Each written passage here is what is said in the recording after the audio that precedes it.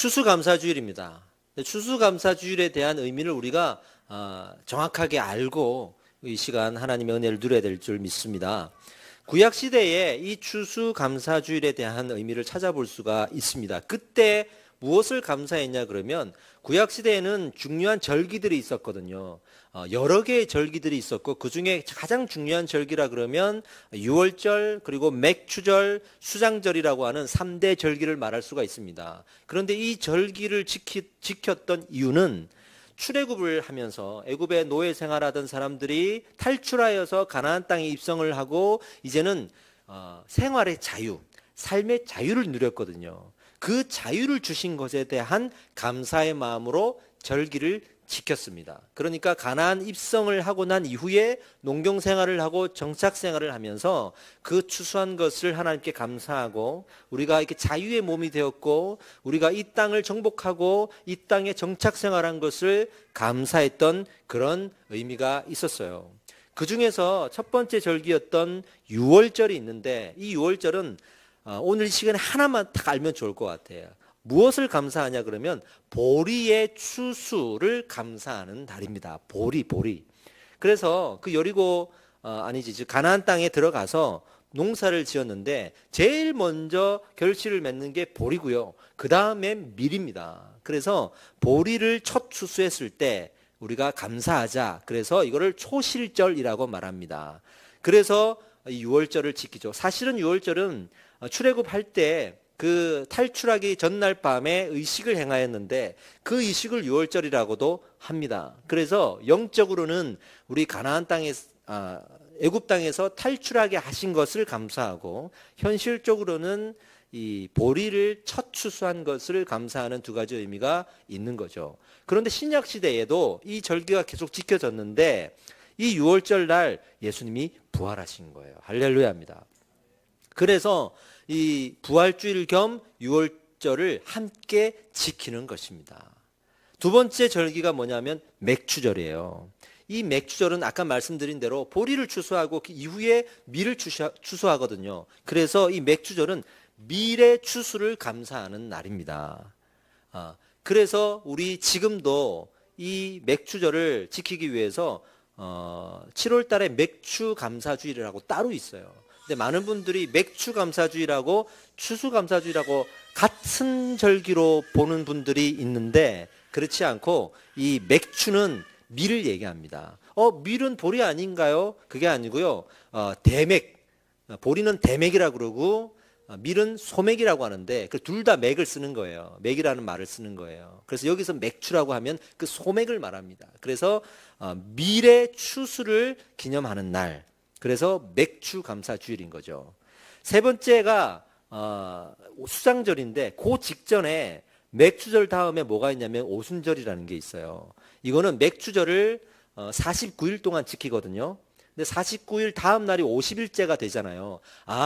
밀의 추수를 한 이후부터 50일째가 되던 날 정말 하나님 앞에 보리도 추수했고 밀도 추수했으니까 얼마나 감사해요. 이 두 가지가 추수되면 먹고 사는 거거든요. 그래서 그 50일째 되던 날 더 특별히 축복하자 그래서 밀을 추수한 지 50일이 지났다. 그래서 오순절이라는 말을 썼어요. 근데 신약 시대에 그 오순절 날 마가의 다락방에서 성령의 강림 사건이 있었거든요. 그래서 성령의 강림 사건을 있었던 날을 오순절이라고 표현하기도 하는 것이에요. 구약의 의미가 있고 그 의미가 있던 날에 신약의 사건이 있었기 때문에 이걸 같이 오순절 강림 사건 이렇게 말하는 겁니다. 정리하면 구약의 오순절을 지키고 있던 그 날에 성령님이 역사하셨다. 이런 이야기가 되는 거죠. 그래서 우리가 성령 강림주일을 오순절 주일로 지키는 거예요. 그리고 마지막 세 번째 절기가 바로 수장절입니다. 이 수장절은 연말이 되었을 때 과일을 추수한 것을 감사하는 거예요. 그래서 이것을 지금의 추수감사주일로 섬기고 있고요. 우리가 과일을 갖다 놓는 거예요. 다른 거 보리를 갖다 놓거나 밀을 갖다 놓지 않고 과일을 갖다 놓는 거예요. 근데 사실은 우리가 실제로 과일을 추수해서 가지고 온 건 아니잖아요. 우리가 지금은 농사를 짓는 분도 있지만 대부분 이렇게 도시에 있는 교회들은 과일을 추수해서 오는 날이 아니란 말이죠. 그래서 구약의 의미를 우리가 기념하려고 그냥 흉내를 내는 거예요. 그래서 과일을 갖다 놓는 거지 뭐 굳이 과일을 갖다 놔야 되는 건 또 아닌 거예요. 지금은 그 과일의 추수의 의미를 지금의 의미로 다시 재해석을 해서 하나님 앞에 이 추수감사절을 잘 드려야 될 줄 믿습니다. 이 모든 절기들이 언제부터 지켜졌다고요? 가나안 입성 이후부터 지켜진 거예요. 그 본질은 노예 생활에서 자유를 얻은 것. 지금으로 말하면 무엇일까요? 일용할 양식을 주신 겁니다. 할렐루야죠. 일용할 양식을 우리에게 주셨다는 것을 감사하는 의미가 이 추수감사주일의 가장 본질적인 감사입니다. 현대교회가 이 절기 때마다 또한 같이 행하는 것이 있는데 특히 부활주일과 추수감사주일에 우리가 행하는 것이 있죠. 성찬식입니다. 그리고 세례식입니다. 이 성찬식과 세례식을 1년에 2번 이 절기 때 중요한 절기 때 행한단 말이죠. 어떤 교회는 성령 강림주일에도 행하고 또 맥주 감사주일에도 행하기도 하지만 헌법상 이 두 절기에는 꼭 해야 됩니다. 그런데 왜 이 절기에 세례를 주고 성찬식을 행하느냐라고 하면 성찬과 세례를 합해서 성례라 그래요. 성례. 성례를 왜 행하냐 그러면 우리의 감사의 근원이 어디에서 나옵니까? 예수 그리스도의 보혈에 있습니다. 할렐루야. 그 십자가의 보혈이 없으면 우리가 감사할 수가 없어요. 그래서 성찬을 행하면서 그 예수님의 보혈을 묵상하는 거예요. 성찬은 떡과 잔을 나누면서 우리가 예수님의 몸과 피를 마신다고 생각하고 믿는 거예요. 그러면 예수님께서 그 특별한 은혜를 주셔서 우리가 구원받았다는 그 마음에 감사의 마음을 고백하게 은혜를 주십니다. 그 특별한 은혜가 오늘 있는 것을 믿으시기 바랍니다. 그리고 세례를 행하면서 우리가 예수 그리스도를 믿음으로 고백하는 영혼들이 있으면 세례를 주는 것이죠. 그래서 이 절기에 성찬과 세례를 같이 행하는 것입니다. 우리가 오늘 이 예배를 통해서 믿음으로 붙들어야 될 것은 그렇다면 우리는 무엇을 감사해야 될 것인가? 그리고 어떻게 감사해야 될 것인가를 묵상해야 됩니다.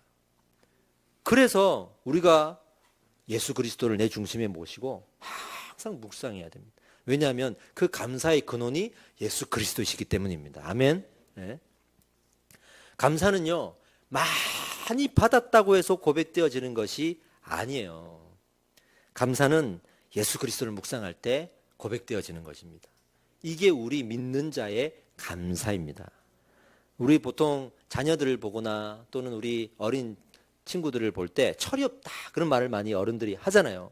철이 없다 그럴 때 왜 그러냐면 고마운 줄을 모르는 거예요. 부모에 대한 감사를 모르는 거야.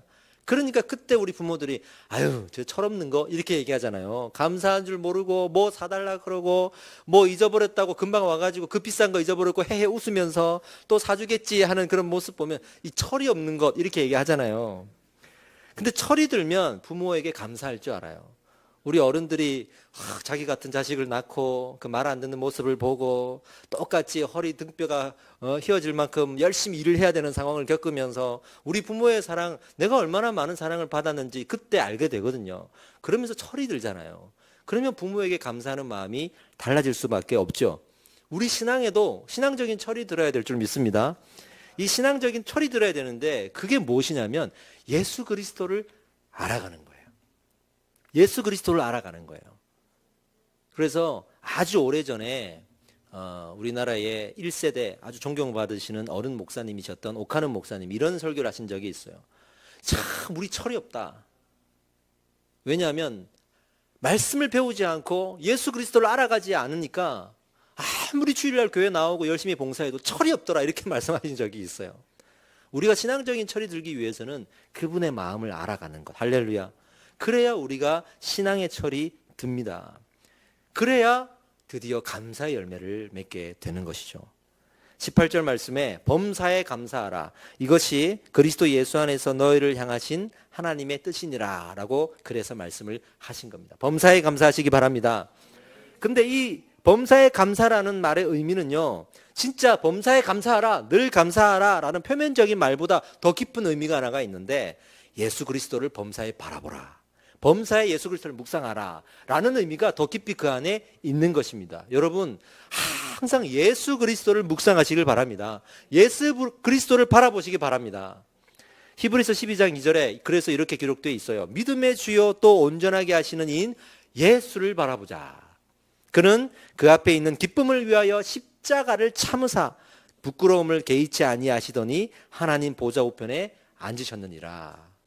그래서 우리가 예수를 바라보아야만 그 십자가의 보혈의 은혜를 누려야만 감사의 열매를 맺을 수가 있는 거예요. 이제 더 구체적인 감사의 내용을 발견하기 위해서 다시 역사 속으로 좀 들어가 봅시다.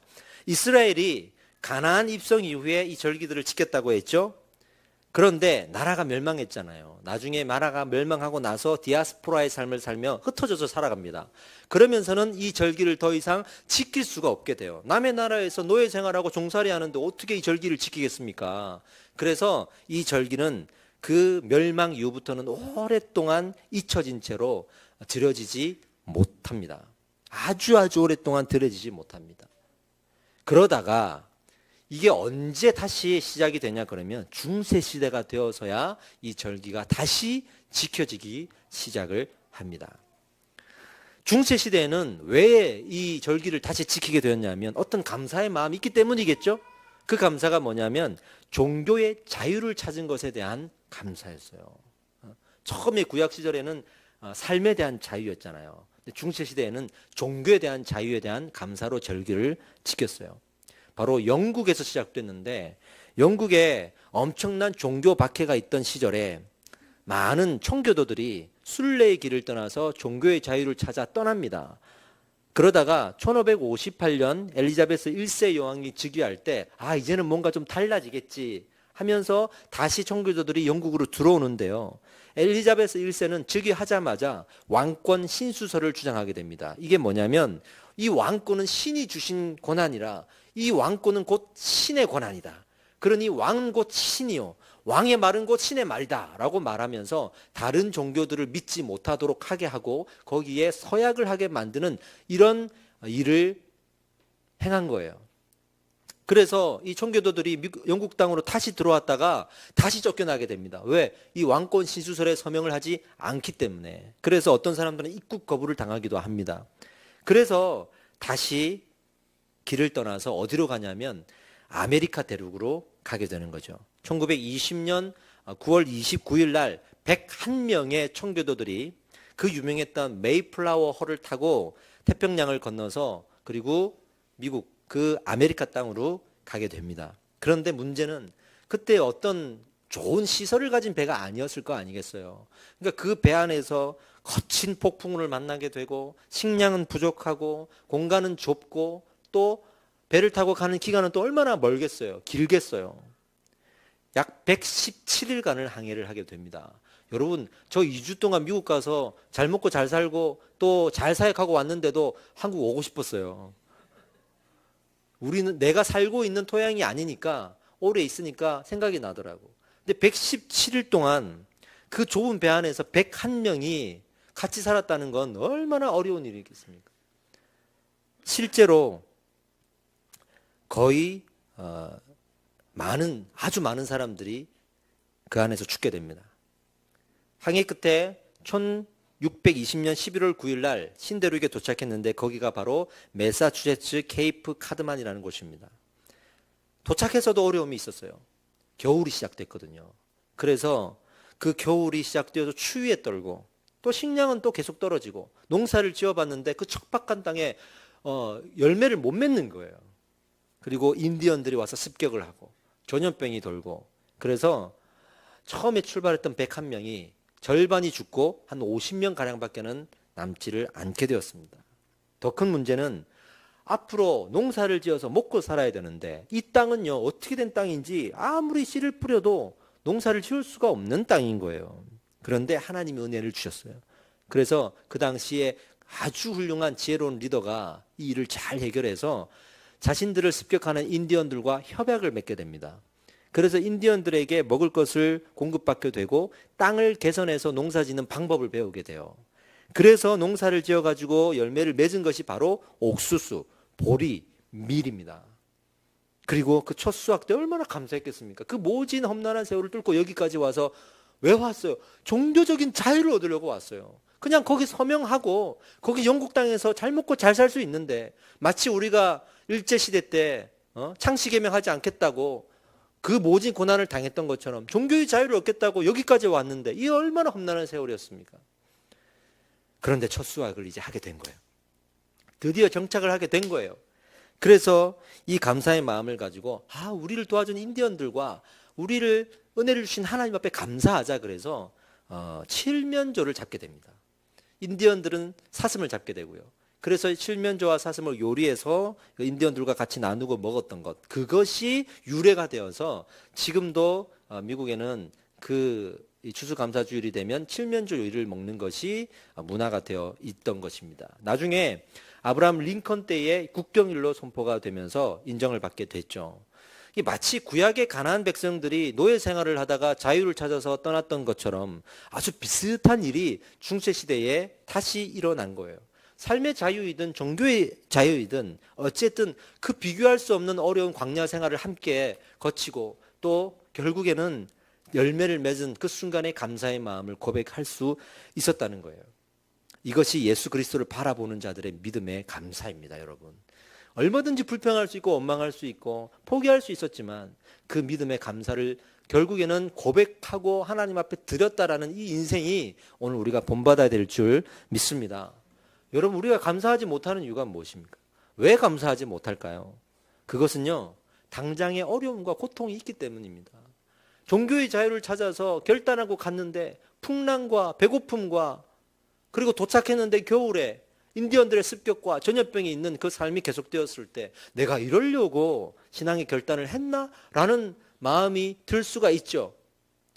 교회에도 막 헌신을 하고 교회를 같이 세워갈 때 고생했던 사람들이 나중에 삶의 어려운 문제가 오면 하나님께 원망하게 됩니다. 내가 어떻게 했는데 이런 마음이 들기도 하고, 하나님 어떻게 내가 이렇게 헌신했는데 이런 어려움을 주실 수가 있습니까? 라고 우리가 하나님을 원망할 수도 있습니다. 그러나 믿음의 사람들은 그런 원망보다도 이 시절을 어떻게든 이겨내어서 내가 감사의 초실절을 맺게 하리라, 할렐루야, 그런 마음을 가지고 신앙생활을 해나가는 겁니다.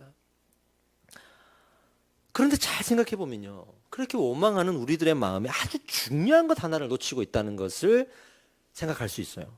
뭐냐면 어려움이 있으니까 하나님을 원망한다.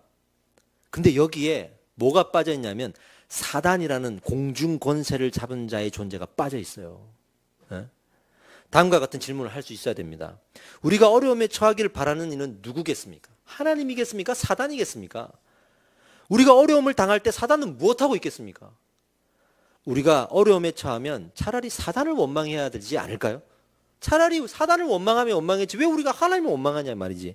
이런 것을 생각해 볼 수가 있어요. 베드로전서 5장 8절에서 9절에 근신하라 깨어라 너희 대적 마귀가 우는 사자같이 두루다니며 삼킬 자를 찾나니 너희는 믿음을 굳건하게 하여 그를 대적하라. 이는 세상에 있는 너희 형제들도 동일한 고난을 당하는 줄 알미라. 믿는 자도 믿지 않는 자도 세상에는 고난을 당할 수밖에 없어요. 미완성된, 여기에는 하나님의 나라의 완성된 세상이 아니기 때문에 우리 교회 떠나도 고통당하고 교회 안에서도 고통당하는 인생을 살아갑니다. 항상 행복할 수가 없습니다. 그런 말에 속아서도 안 됩니다. 그러니 이 고난은 잠시 우리에게 찾아오는 것이고 하나님은 이 고난을 원치 않으신다는 것을 믿고 원망하기보다 하나님께 더 기도하고 매달려야 될 줄 믿습니다. 제가 이번에 미국 가서 집회를 할 때 부흥 집회를 했는데 그때에 제가 설교했던 내용 중에 찬송가 이야기를 했어요. 찬송가의 비하인드 스토리를 이야기하면서 그 은혜가 얼마나 깊은지를 나누었는데 너무나 큰 은혜가 됐습니다. 그 중에 제가 찬송가 413장의 이야기를 했는데 오늘 이 시간 좀 같이 나누기를 바랍니다. 내 평생 가는 길이라는 찬송가가 있는데 2절 가사가 이래요. 저 마귀는 우리를 삼키려고 어떻게 해요? 입 벌리고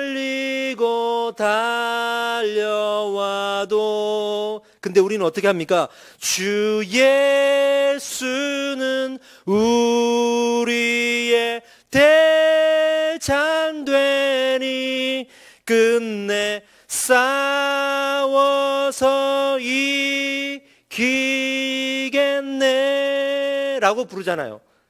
이게 우리 믿는 자의 삶이에요. 이 찬양을 가사로 쓴 사람이 호레시오 스페포드라는 사람입니다. 1828년에 뉴욕에서 출생했는데요. 28살에 변호사가 되었고 법률 사무소를 개업해서 아주 엘리트 코스를 밟아서 잘 살았던 사람입니다. 성공했던 사람입니다. 대학에서도 교수로 활동했고 그리고 교회에서도 주일학교 교사를 하고 YMCA 활동을 하면서 어떤 세상에서도 성공하고 교회에서도 본이 되는 그런 정말 완벽한 삶을 살았던 사람입니다. 그런데 그가 57세가 되던 1871년에 시카고에 대화재가 일어나는데 그 화재 활동에 아들을 데리고 구제 활동을 하다가 아이가 전염병에 걸려서 죽게 됩니다. 얼마나 가슴 아픕니까? 하나님, 내가 어떻게 했는데 이런 일이 벌어질 수 있습니까? 원망할 수 있잖아요. 그래서 원망이 들었습니다. 하나님이 원망이 되고 그 미국 땅에 더 이상 살고 싶지도 않았습니다. 그래서 아내를 데리고 영국으로 갔습니다. 영국에서 다시 법률 사무소를 회복하고 그 아픈 상처를 잊어가면서 살아가고 있을 때 미국에서 어느 날 소식이 들렸어요. 어릴 때부터 친했던 자기의 친구가 목사가 되었는데 부흥사가 되어서 유명해졌어요. 그 집회를 한다는 거예요. 오라는 초청장이 왔습니다. 그 사람이 바로 무디였습니다. 그래서 무디 부흥사에 그 집회를 참석하기 위해서 아내와 같이 길을 떠나는데 그때는 이미 또 4명의 이쁜 딸들을 기르고 있었어요. 이 4명의 딸들과 아내를 데리고 프랑스의 초호화 여객선이었던 빌르드 아브르라는 배를 타고 미국 땅으로 가기를 원했는데 배를 타기 직전에 사무실에서 연락이 온 거예요. 그래서 급한 일을 처리하고 가달라고 해서 아내와 딸들을 먼저 태워보내고 자기는 업무 처리를 하고 그 다음 배로 가기 위해서 배에 타려고 할 때 급한 전보가 왔습니다. 한 통의 전보에는 딱 2 단어가 써 있었습니다. Saved alone. 혼자만 살아남았어요. 라는 전보였습니다. 그 배는 침몰하였고 4딸은 죽었습니다. 그리고 엄마만 구조가 됐던 것입니다. 5명의 아이들을 그렇게 잃어버렸던 거예요. 그 아픔의 시간을 겪고 나서 그 사고가 났던 해역을 갔습니다. 배를 타고 그 해역의 근처를 갔을 때 선장이 말을 합니다. 이곳이 바로 그 사고가 있었던 해역입니다. 그런데 이 스페포드가 하나님 앞에 이렇게 고백합니다. It's well with my soul. 내 영혼은 평안합니다. 라고 고백하면서 이 찬양의 가사를 써내려 갔던 것입니다. 그냥 우리가 묵상하는 대로 아침 햇살을 비추는 그 이쁜 방 안에서 커피 한 잔과 토스트를 먹으면서 기타 하나를 붙들고 그렇게 썼던 가사와 노래가 아니고 5명의 자녀들을 잃어가면서 그 사고 해역을 지날 때 그 가슴 저린 마음에도 하나님 앞에 오히려 평안함을 고백했던 정말 우리로서는 감당할 수 없는 그런 믿음의 고백이었던 것입니다. 나중에 이 가사가 하나님 앞에 드려지죠. 그런데 그의 고통이 그곳으로 끝난 것도 아니었습니다. 3년 뒤에 1876년에 아들을 낳았는데 4살 때 또 하늘나라로 갑니다. 6명의 아이를 잃었습니다. 그리고 2년 뒤에 1878년에 또 아이를 낳습니다. 이 아이가 자라서 건강하게 아버지의 일을 나누고 그리고 아버지가 썼던 그 가사를 나누게 됩니다. 그리고 무디 부흥회 그 찬양팀의 작곡자였던 블리스라는 사람이 이 가사를 전달을 받고 곡을 써서 지금의 찬송가가 되었던 것입니다. 내 평생의 소원, 내 평생에 가는 길, 순탄하여 늘 잔잔한 강 같든지 그런 고백을 할 수 있었다는 것은 오늘 우리가 이 땅을 살아가면서 원망보다는 감사의 마음을 가지고 살아가야 된다라는 도전을 받게 만듭니다. 여러분, 인생을 살아가면서 우리가 추수해야 될 것이 있는데요. 어떤 추수겠습니까? 바로 감사의 추수입니다. 할렐루야. 원망의 열매가 아니요, 감사의 마음의 추수입니다. 원망은 가라지입니다. 마태복음 13장 39절에 가라지를 뿌린 원수는 마귀요 추수 때는 세상 끝이요 추수꾼들은 천사들이라고 했거든요. 우리의 마음에 원망을 집어넣으려고 하는 사단 마귀의 계략에 우리가 속아 넘어가서는 안 됩니다. 어떤 일이 있어도 하나님께 이 감사의 열매를 맺고 올려드리는 여러분들이 되시기를 축복합니다. 우리는 지금 무엇을 추수하고 있습니까? 여러분, 예수 그리스도를 바라봅시다. 그리고 그 감사의 마음을 추수합시다. 이것이 우리가 교회에 올 때 과일 들고 와서 하나님 받으세요라고 하는 것보다 실제로 드려야 될 우리의 열매인 줄 믿습니다. 오늘 본문 19절 22절에 성령을 소멸하지 말며 예언을 멸시하지 말고 범사에 헤아려 좋은 것을 취하고 악은 어떤 모양이라도 버려라 하셨습니다. 하나님의 말씀을 들을 때 거부하는 것을 하지 말라는 거예요. 이 말씀을 분별하여서 좋은 것은 취하고 나쁜 것은 버리라는 겁니다. 말씀을 분별하지 못하는 것은 정말 불행한 겁니다. 우리가 감사의 이 마음을 추수할 때 필요한 것은 말씀을 분별하는 것입니다. 이 시대에 얼마나 말씀을 오용하고 오해하고 잘못 해석하고 다른 복음을 전하는 일들이 많습니까? 우리가 말씀을 보고 배운다는 것은 예수 그리스도를 알아간다는 것이고, 예수 그리스도를 알아간다는 것은 드디어 내 마음에 감사의 추수를 하나님 앞에 올려드릴 수 있는 귀한 통로가 된다는 것입니다. 할렐루야. 기도하겠습니다. 오늘도 우리가 하나님 앞에 기도할 때 하나님, 내 마음에 어떤 열매가 있는지를 돌아보게 하십시오. 내 마음에 원망의 열매가 있다면 좋은 것은 버리고 나쁜 것은 버리라고 했지 않습니까? 좋은 것은 취할 수 있게, 감사의 마음만 취할 수 있게, 잠시 잠깐 찾아오는 원망이 있어도 다 가라지로 버리게 하시고 감사의 마음을 취해서 하나님 아버지 앞에 그 열매를 올려드릴 수 있는 귀한 추수감사절 될 수 있도록 축복하여 주시옵소서.